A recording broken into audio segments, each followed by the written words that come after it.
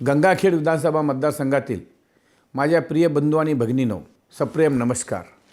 आपल्याशी बोलताना मला विशेष असा आनंद होत आहे, कारण 2019 मध्ये आपण सर्वांनी मला विजयी करून नवा इतिहास निर्माण केला आहे। म्हणजे आपले प्रेम, जिव्हाळा, आपुलकी, पाठिंबा, साथ, सोबत आणि आशीर्वाद मला कायम मिळत आला आहे।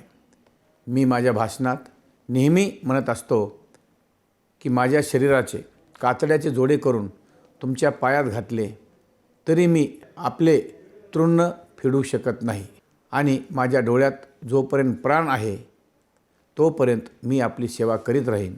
कारण गंगाखेड विधानसभा मतदारसंघ माझा परिवार असून येथील जनता माझा परिवार आहे। आपले प्रेम, आपला आशीर्वाद कायम माझ्यासोबत आहे याची मला पूर्णतः जाणीव आहे। यामुळेच तर मी सतत काम करत असतो। आपण सर्वांनी 2019 मध्ये माझ्यावर टाकलेला विश्वास मी तडा जाऊ दिला नाही। आपण माझ्यावर केलेले उपकार मी आपली सेवा करत त्याची परतफेड करण्याचा मी प्रयत्न करत आहे आणि भविष्यातही करत राहील। याबद्दल आपला कायम ऋणी आहे आणि राहीन सुद्धा।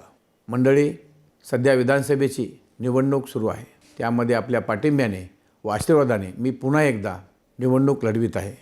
गेल्या 5 वर्षात आपला सेवक म्हणून कायम काम करताना अनेक कामे केली आहेत।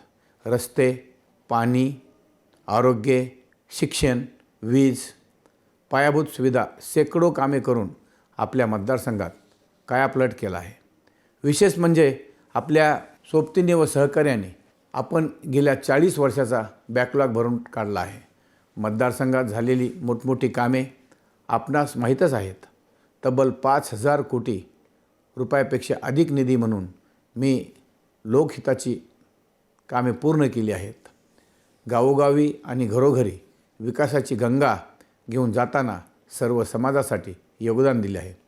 त्यामुळे याच विकासाची गती राखून आपल्या गावाचे, भागाचे नंदनवन करण्यासाठी आणि भविष्यातसुद्धा आपली सेवा करीत राहण्यासाठी मला आपल्या आशीर्वादाची अत्यंत गरज आहे।